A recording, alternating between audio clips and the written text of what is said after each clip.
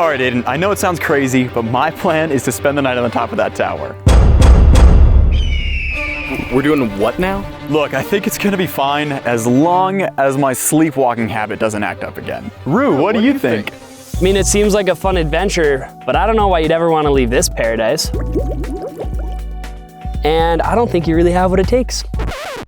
Okay, so in the moment, that seemed like a fun line, but in retrospect, it just hurts. I have lots of great ideas. Very rarely my ideas turn out exactly how I envisioned. Most often they don't go quite according to plan, and sometimes they turn out so bad, it feels as if I'm being smacked in the face. The double-edged sword of setting big goals is that not succeeding is a real possibility. This video is about learning some lessons through failure, the story of my recent climbing adventure in Utah, gone wrong.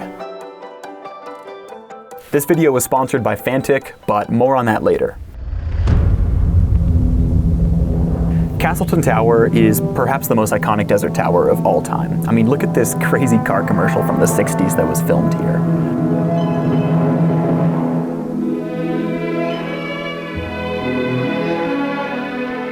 Our plan was to climb a very hard route up the north face of the tower, called the North Face, graded 511B. There are easier routes up this thing, but for whatever reason, I wanted to make this as hard as possible for myself. And boy, did I succeed in that goal. Things started to go downhill actually on the approach up to the climb. Carrying 50 pounds of climbing and camping gear up a steep, slippery slope in the hot desert sun did not put me in my best physical or mental state to climb hard.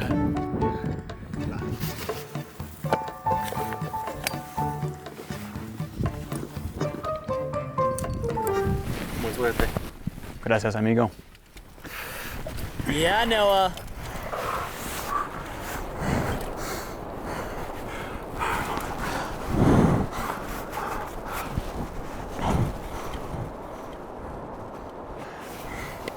While I consider myself to be a decent crack climber, this pitch felt really strenuous and I had to battle my way up each move. Maybe my technique wasn't as good as I thought it was, or my mojo just wasn't right. Nothing about my climbing style here was smooth or graceful. And 3/4 of the way up this first pitch, my arms were just completely drained of any strength.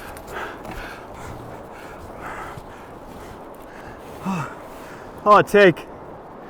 There probably wasn't enough daylight left to start from scratch and climb one of the easier routes up the tower, but I wasn't sure if I had the strength left to complete the rest of this pitch, let alone the rest of the climb.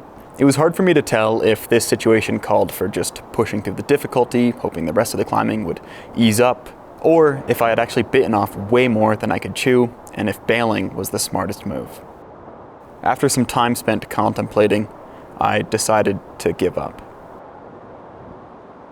Dude, I kind of just want to come down. Well, I suppose this is what happens when you set big, audacious climbing goals, is that sometimes you get kicked in the ass. It would have been so nice to sleep on the top, but I don't think it's gonna happen. I was pretty in my head after getting defeated like this, feeling pretty insecure and incapable. But one of the things that I really love about climbing adventures is this strong sense of partnership. I mean, unless you're Alex Honnold, you don't climb alone. Okay, I gave it everything I had, and unfortunately I didn't have enough. Aiden is gonna give it. See what I never promised to you the 11. Aiden is gonna give it. It was my idea to do the 11, and I obviously got the karma for having this crazy idea.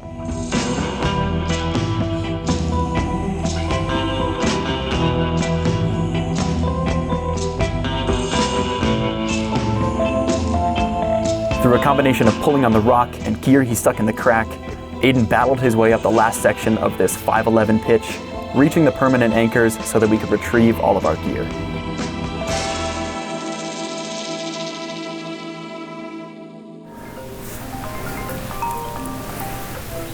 What's up, dude? I'm in the middle of a voiceover recording. Oh, sorry, dude. Okay. Really quick, I want to thank Fantic for sponsoring this video. I may not have had the power I needed to climb this hard route, but thanks to the Evo 300, Rue had all the power he needed to constantly charge batteries and pretty much non-stop film these shenanigans. Fantic's product line of chargers, tire inflators, portable jump starters will all help you to power your adventures and be more self-sufficient on the road. And they're actually celebrating their anniversary for the next month until the 27th of June. All of their products will be 50% off, and there is a chance that you could win a DJI drone or an iPhone with any purchase. Go to fantic.com or the link in my description. 3, 2, 1. Rope! Oh my God. Woo. Proud of you, dude. The feeling of failure absolutely sucks. My tendency as an optimist is to try and tell the story in a way that doesn't maybe sound so bad, that hide some of the mistakes that I made.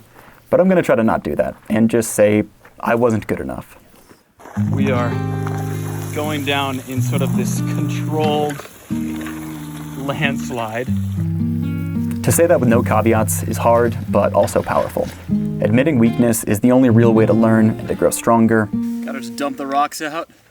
And that type of growth is really my goal with adventures like these, so I suppose that things not going according to plan really only serves to enhance what I'm looking for anyways.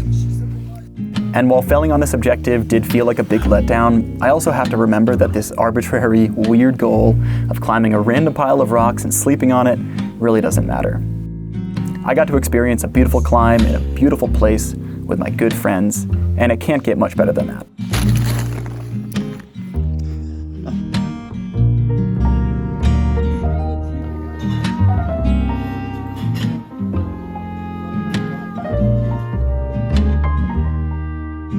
Castleton Tower, thank you for the lessons learned. Oh, and I was able to record one of my classic weight testing gear TikToks, so the trip can't be considered too big of a failure.